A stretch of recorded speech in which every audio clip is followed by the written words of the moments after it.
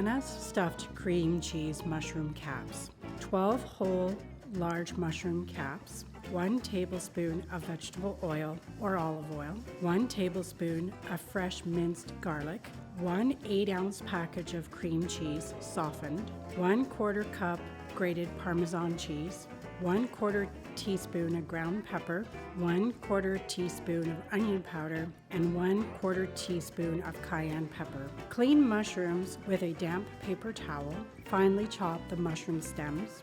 Heat oil in a medium skillet over medium heat and fry chopped mushroom stems with the chopped garlic and stirring often so the garlic doesn't burn. Add the mushroom mixture into a bowl and spread the mixture out to allow it to cool quicker.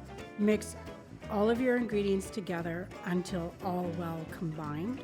And using a small spoon, fill each cap with a generous amount of the cream cheese mushroom filling. Arrange the stuffed mushrooms on a prepared baking sheet, leaving space between the mushrooms. Bake until piping hot and liquid starts to form under each cap. Cooking time is approximately 20 minutes.